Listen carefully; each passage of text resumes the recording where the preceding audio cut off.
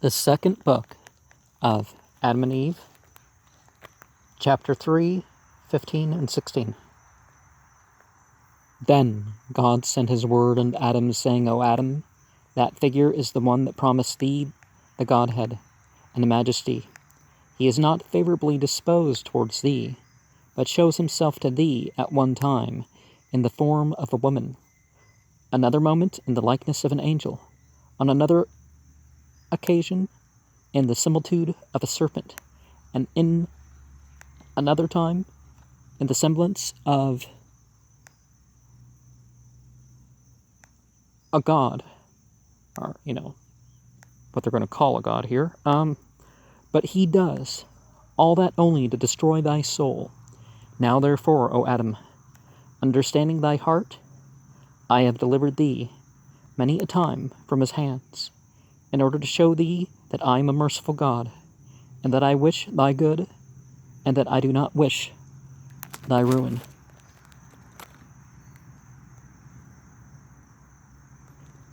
Adam sees the devil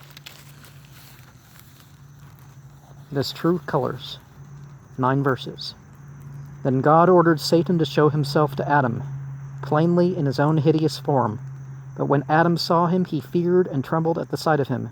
And God said, Adam, look at this devil and his hideous look, and know that he it is who made thee fall from brightness into darkness, from peace and rest to toil and misery.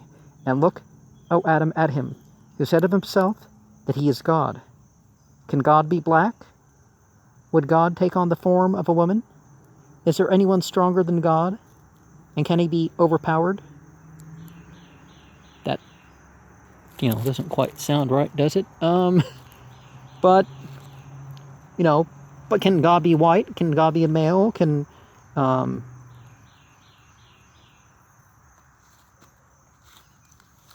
God only be found in the domineering? See then, O Adam, and behold him bound in thy presence, in the air, unable to flee away. Therefore I say unto thee, be not afraid of him henceforth, take care, beware of him, and whatever he may do to thee. And God drove Satan away from before Adam, whom he strengthened, and whose heart he comforted, saying to him, Go down to the cave of treasures, and separate not thyself from Eve. I will quell in you all animal lust. From that hour it left Adam and Eve, and they enjoyed rest by the commandment of God. But God did not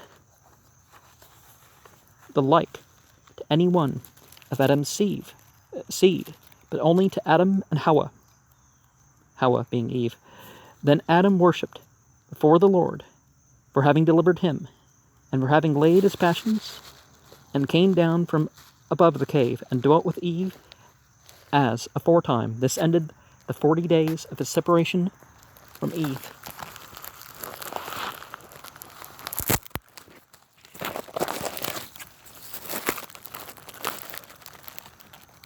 Chapter 5. The devil paints a brilliant picture for Seth to feast his thoughts upon. 11 verses.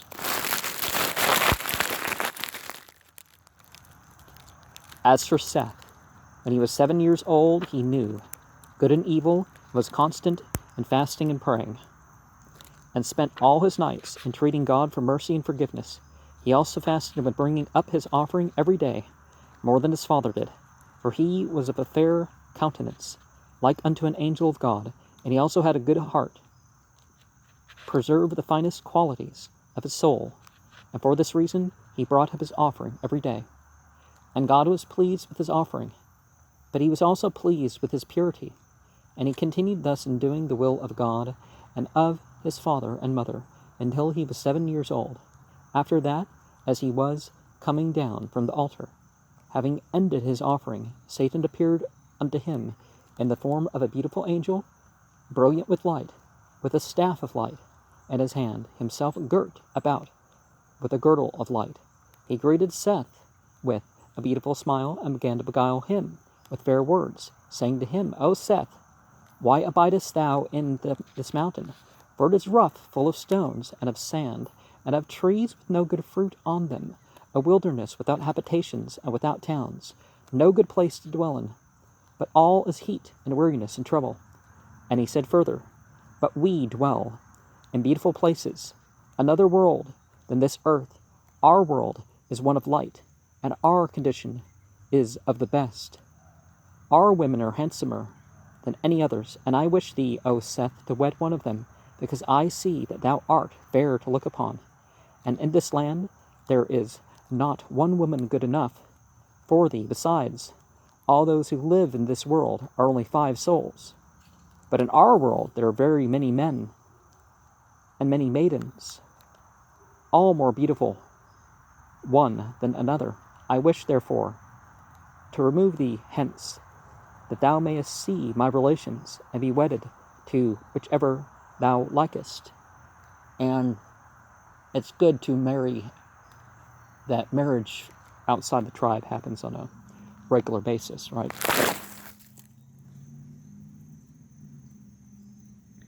Thou shalt then abide by me and be at peace. Thou shalt be filled with splendor and light, as we are. Thou shalt remain in our world and rest from this world and the misery of it. Thou shalt never again feel faint and weary. Thou shalt never bring up an offering, nor sue for mercy. 4. Thou shalt commit no more sin, nor be swayed by passions. And if thou wilt hearken to what I say, thou shalt wed one of my daughters. For with us it is no sin to do so, neither is it reckoned animal lust. For in our world we have no God, but we are all gods. We are all of the light, heavenly, powerful, strong, and glorious. So, whether or not that is true, the point is that evil and ignorance isn't something on the side of, it's dark and sinister and negative and harmful in the immediate or external sense. And no, that's not what's going on. Chapter 6. Seth's conscience helps him. He returns to Adam and Eve. 18 verses. When Seth heard these words, he was amazed and inclined his heart to Satan's treacherous speech and said to him, Saidest thou, there is another world created than this, and other creatures more beautiful than the creatures that are in this world? And Satan said, Yes, I behold thou hast heard me, but I will yet praise them and their ways in thy hearing. But Seth said to him, Thy speech has amazed me, and thy beautiful description of it all. Yet I cannot go with thee today, not until I have gone to my father Adam and to my mother Hawa, and told them all thou hast said to me. Then if they give me leave to go with thee, I will come. Again Seth said, I am afraid of doing anything without my father's and my mother's leave, lest I perish like my brother Cain, and like my father Adam, who transgressed the commandment of God. But, behold, thou knowest this place. Come and meet me here tomorrow. When Satan heard this, he said to Seth, If thou tellest thy father Adam what I have told thee, he will not let thee come with me. But hearken to me. Do not tell thy father and mother what I have said to thee, but come with me today to our world, where thou shalt see beautiful things, and enjoy thyself there, and revel this day among my children, beholding them and taking thy fill of mirth, and rejoice evermore. Then I shall bring thee back to this place tomorrow, and if thou wouldest rather abide with me, so be it. Tannhauser was I'm trying to think of which medieval European myths that reminds of.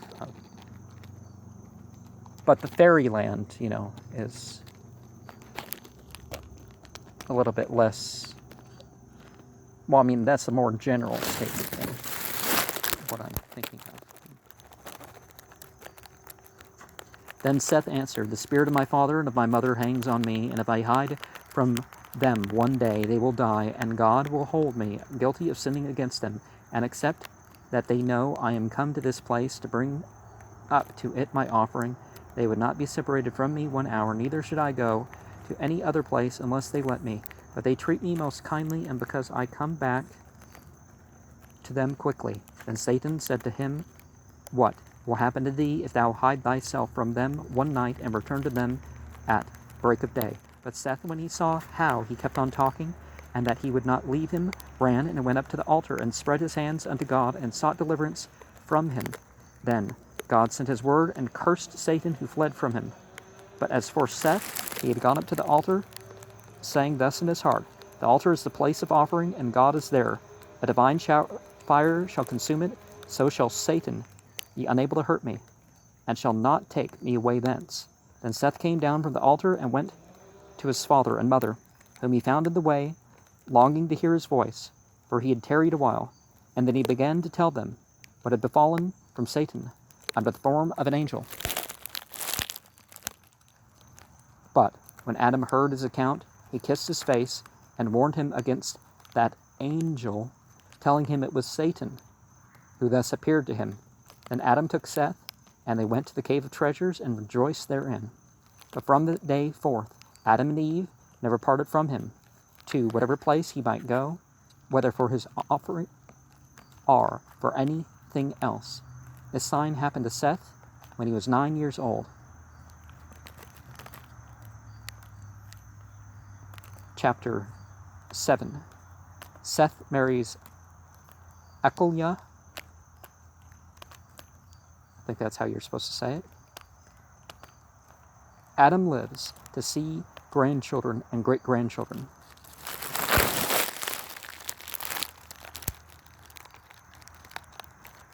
When our father Adam saw that Seth was of perfect heart, he wished him to marry, lest the enemy should appear to him another time and overcome him. So Adam said to his son Seth, I wish, O my son, that thou wed thy sister Achalia, Happel's sister, that she may bear thee children, who shall replenish the earth according to God's promise to us. Replenish the earth kind of implies that they weren't the first humans, doesn't it? Be not afraid, O my son. There is no disgrace in it. I wish thee to marry, from fear lest the enemy overcome thee. Seth, however, did not wish to marry, but in obedience to his father and mother, he said not a word. So Adam married him to Achalia when he was 15 years old. And in the Islamic world, they have that rule of 15. And also in the what's called the Zoroastrians, they also have this rule that the males are not to, the males become adults at 15, or Islam qualifies it by puberty too, but yeah. But when he was 20 years of age, he begot a son, whom he called Enos, and then he begat other children than him. Then Enos grew up and married, and begat Canaan. And Canaan also grew up and married, and begat Mahalalel. Those fathers were born during Adam's lifetime, and dwelt by the cave of treasures. Then were the days of Adam 930 years, and those of Mahalalel 100. But Mahalalel, when he was grown up, loved fasting, praying, and with hard labors, until the end of our father Adam's days drew near. Chapter 8.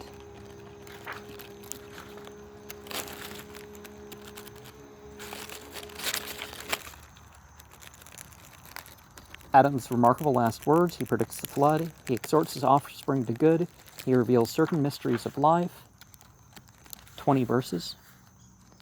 When our father Adam saw that his end was near, he called his son Seth, who came to him in the cave of treasures, and he said unto him, O Seth, my son, bring thy children and thy children's children, that I may shed my blessing on them ere I die.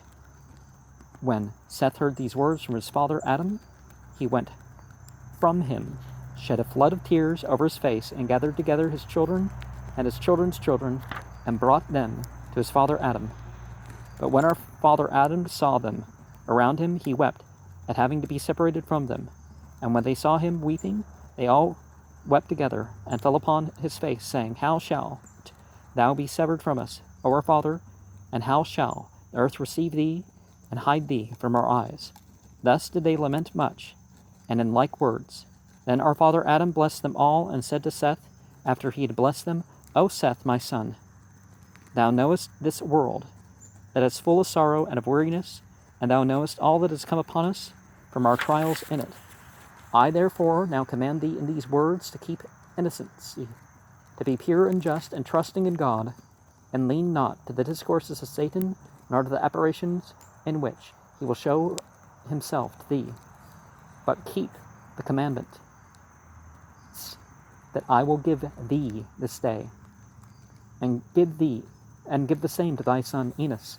Now let Enos give it to his son Canaan, and Canaan to his son Mahalalel, so that his commandment abide firm among all your children. O Seth, my son, the moment I am dead, take my body and wind it up with myrrh, aloes, and cassia. Guess they didn't have cinnamon, or cassia makes a good replacement for cinnamon anyways. And leave me here in this cave of treasures, in which are all these tokens which God gave us from the garden. And the Kaaba at Mecca, when it was ruled by other than Muslimin, or at least when it was ruled by people who weren't obvious hypocrites, when it was ruled by people who were obviously hypocrites, they, the disbelievers and the transgressors, they would reserve that place for the elite. They would, inside the Kaaba, they wouldn't let anybody who wasn't rich or powerful or connected, that sort of thing, in the place. And they would store treasures in there. Muhammad, in a way, sort of ended that. In which are all these tokens which God gave us from the garden. O my son, hereafter shall a flood come, and overwhelm all creatures, and leave out only 8 souls. But, O my son, let those whom it will leave out from among your children at that time take my body with them out of this cave, and when they have taken it with them, let the oldest among them command his children to lay my body in a ship until the flood has been assuaged, and they come out of the ship. And then they shall take my body and lay it in the middle of the earth shortly after they have been saved from the waters of the flood. For the place where my body shall be laid is the middle of the earth. God shall come from thence, and shall save all our kindred. But now, O Seth, my son, place thyself at the head of thy people, tend them, and watch over them in the fear of God, and lead them in the good way. Command them to fast unto God, and make them understand that they ought not to hearken to Satan, lest he destroy them.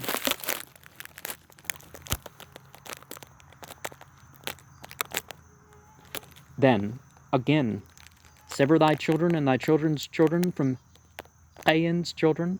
Do not let them ever mix with those, nor come near them, neither in their words or in their deeds.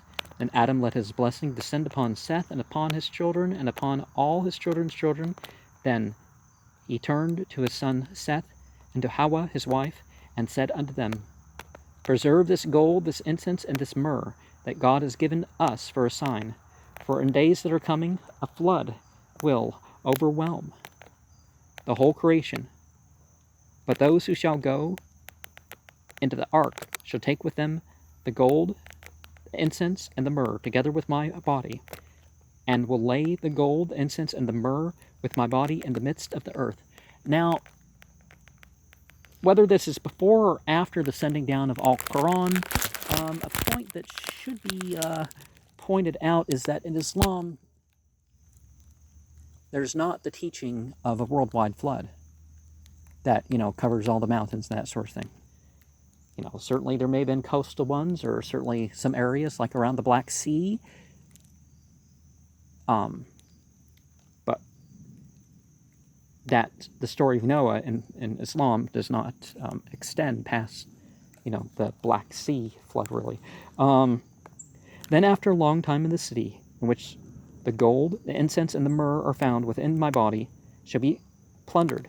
But when it is spoiled, the gold The incense and the myrrh shall be taken care of with the spoil that is kept, and not of them shall perish until the word of God made man shall come, when kings shall take them, and shall offer to him gold in token of his being king, incense in token of his being God of heaven and earth, and myrrh in token of his passion. And, well, you can interpret those three things differently, but, this has been said about others, If God says unto a thing, be and it is, then the material universe is no less of an incarnation or whatnot than not, God isn't the creation, Gold also, as a token of his overcoming Satan and all our foes. Incense is a token that he will raise from the dead and be exalted above things in the heaven and things in the earth, and myrrh, in token that he will drink bitter gall and feel the pains of hell from Satan. And now, O Seth, my son, behold, I have revealed unto them hidden mysteries, which God had revealed unto me. Keep my commandments for thyself and for thy people.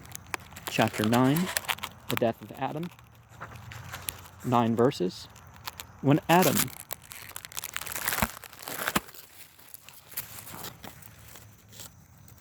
had ended his commandment to Seth, his limbs were loosened, his hands and feet lost all power, his mouth became dumb, and his tongue ceased altogether to speak.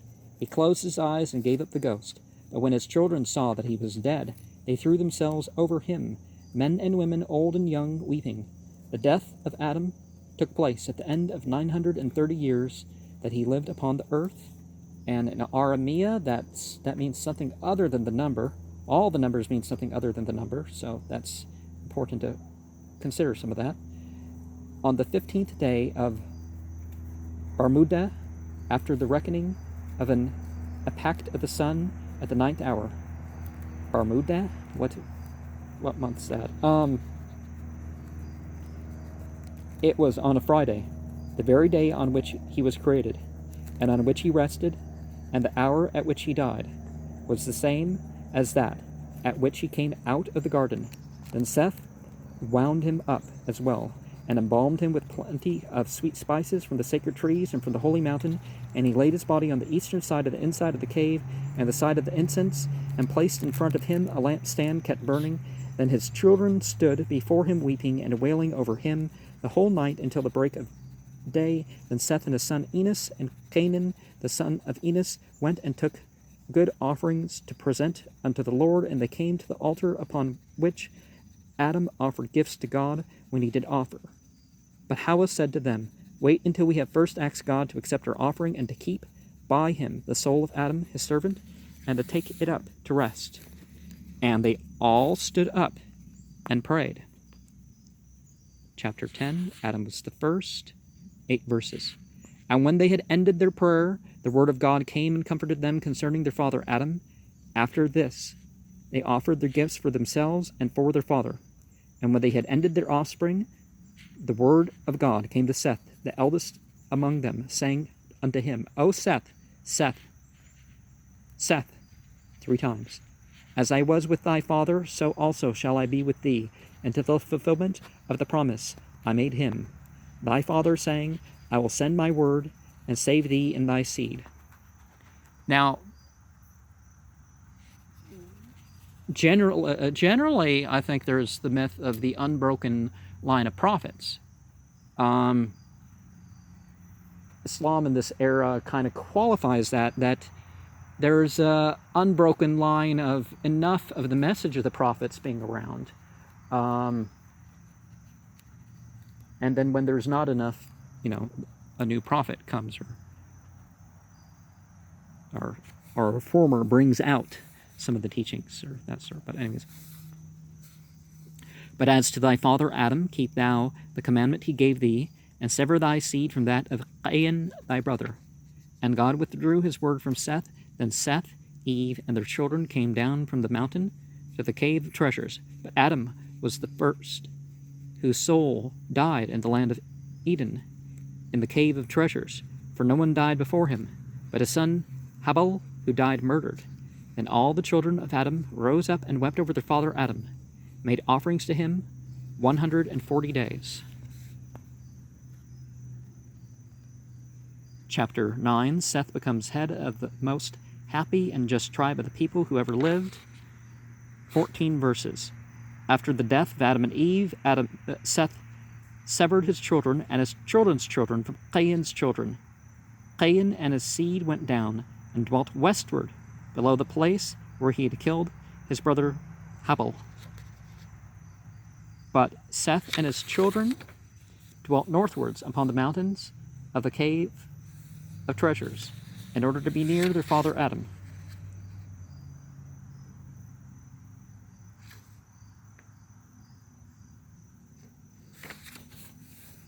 So what, Africans and, well, some people will say Europeans or Asians or something, but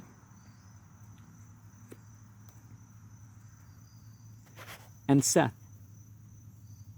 the elder, tall and good, with a fine soul, and of a strong mind, stood at the head of his people, and tended them in innocence, penitence, and meekness, and did not allow one of them to go down to Cain's children. But because of their own purity, they were named children of God, which, that those of the house of God, intelligences of God. What word are we using here? There's more to it than, definitely not a literal children of God, but and they were with God instead of the host of angels who fell, for they continued in praises to God.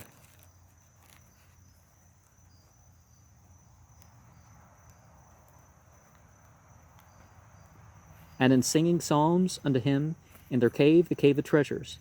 Then Seth stood before the body of his father Adam and of his mother Hawa, and prayed night and day, and asked for mercy towards himself and his children, and that, when they had some difficulty dealing with the child, he would give them counsel. But Seth and his children did not like earthly work, but they gave themselves to heavenly things. Well, you can combine those with the consciousness and intentions and the ethics, right?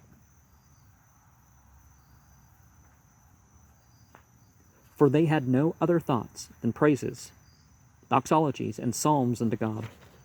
Therefore did they at all times hear the voices of angels praising and glorifying God from within the garden, or when they were sent by God on an errand, or when they were going up to heaven. For Seth and his children, by reason of their own purity, heard and saw those angels. Then the garden was not far above them, but only some 15 spiritual cubits. What is a spiritual cubit? Oh, okay. Now 1 spiritual cubit answers to 3 cubits of a man. Altogether 45 cubits. There's got to be some connection to some culture or something somewhere. Seth and his children dwelt on the mountain below the garden, and sowed not, neither did they reap. They wrought no food for the body, not even wheat, but only offerings, or, something symbolic at the very least. They ate of the fruit and of the trees, well-flavored, that grew on the mountain where they dwelt. In India, they talk about the 4 parts of creation, and the lesser part is the material creation.